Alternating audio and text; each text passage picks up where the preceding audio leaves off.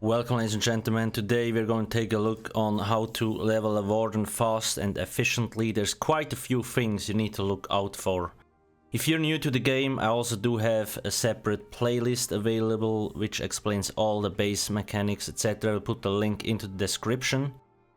So the first thing that is very important on a Warden is on how you actually can unlock skills and the first skills you should be using.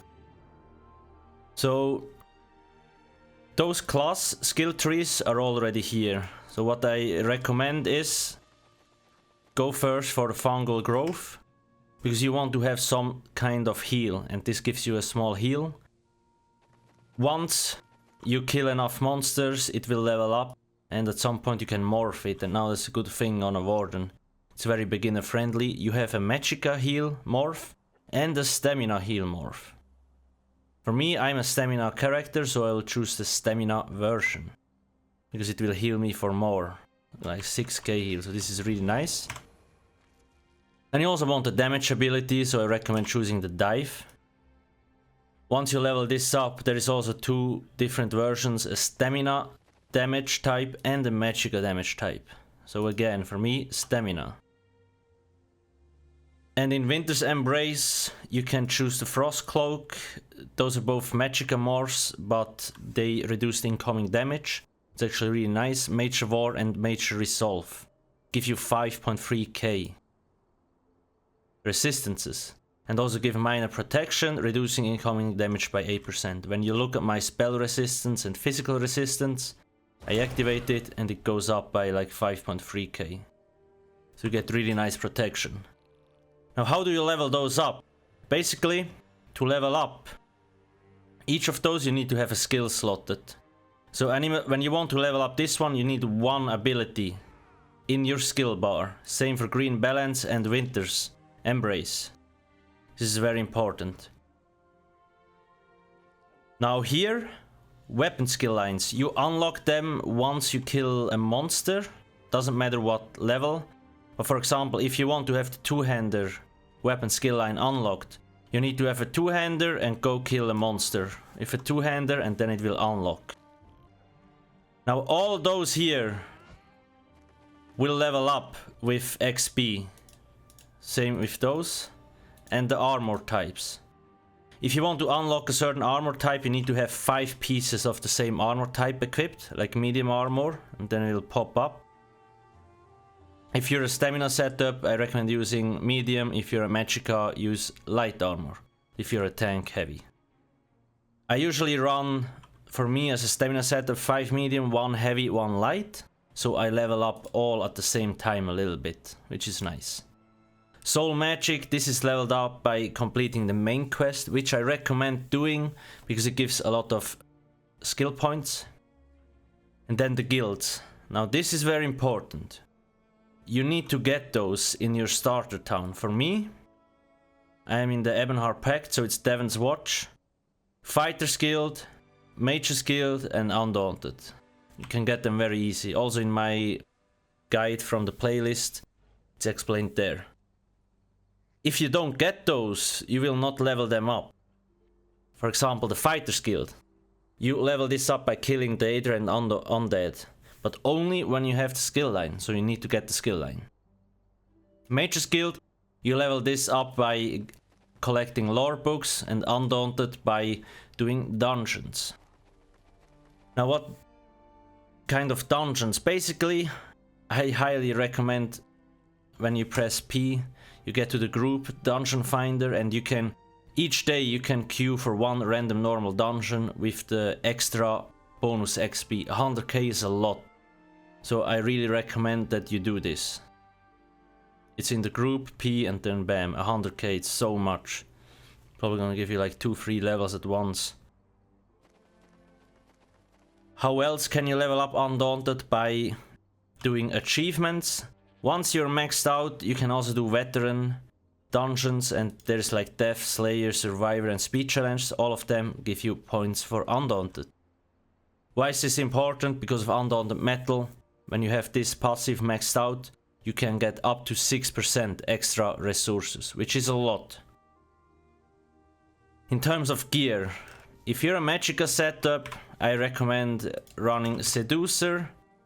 Now what does Seducer do? It gives you 2 Magicka recovery bonus and a cost reduction.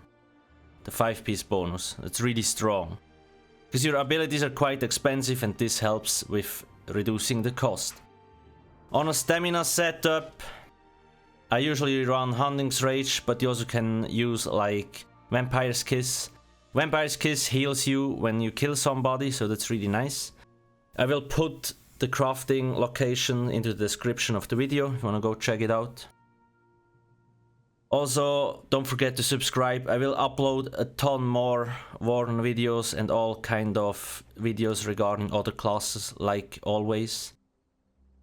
Now, what is important with gear? Basically, you want to make sure you have training gear because it gives you more XP. Join a guild if you're new. There is a lot of beginner-friendly guilds that help you craft stuff, etc. And then just ask them to craft you training gear. You see, increases experience gained from kills by 10%. That's so much. If you have 7 pieces, you have 7 armor slots. That's like 7 times 10. That's 70% extra XP. And same with weapons, you also can get extra like training traits. So you can get a lot of XP. Combine this with the experience scroll, which you can get from the crown store, upgrades or utilities and experience. They're quite cheap, 1k crowns for 5 scrolls, they hold 10 hours.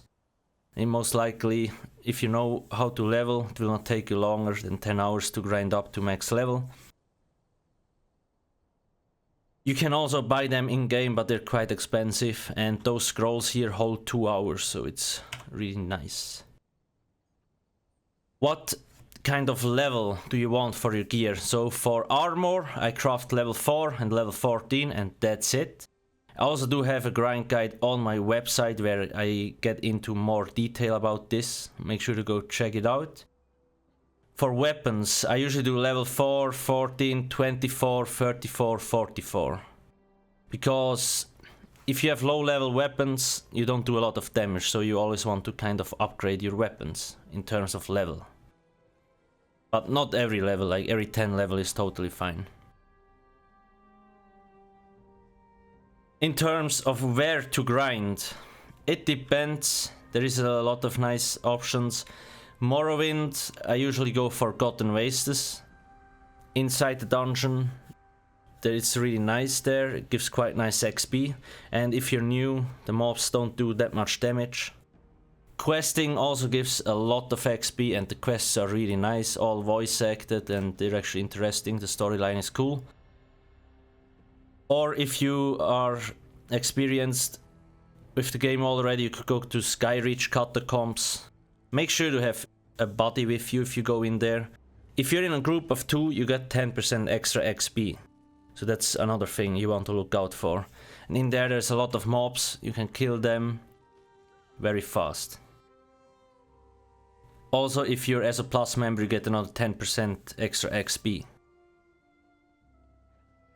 That's more or less it about how to level up. So there's quite a few things you need to be aware of, especially when it comes to leveling skills. Oh yeah, I almost forgot that. So you actually, let's say I have a two-hander here and I will slot the dual wield ability. So although I don't use a dual wield ability, I can still level up my dual wield skill line, because as long as I have one ability slotted, it will give experience to the dual wield skill line. So this is really nice, also a nice way to level up things. If you want to speed level up like one certain skill line, you also could put more skills in here. Because the more skills you have, the faster the overall skill line levels up. It's also something important. So you can level up a lot of different skill lines if you know what you're doing. So now I have Animal Companion, the bear here. So I level up this, Green Balance, I have my heal. I level up this skill line, Force, the Ice Fortress. I level up Winter's Revenge. Twin Slashes, it's from the dual wield, so I level up this. Volley, Bow, so I level up this. and the two-hander ability. You see, I have 6 different skill lines I level up at the same time. That's something very important that you need to understand. Same with alchemy. At some point you want medicinal use, because you need to use potions, especially if you go towards endgame. I also have a separate guide for that on my website. That's basically it. I hope this helps a little bit. There is a lot of good things going around. Just, I hope this helps for people that just started and some that just want to level up a little bit faster. If you do have any questions, please ask me in the comment section below. Thank you for watching and have a nice day. Cheers.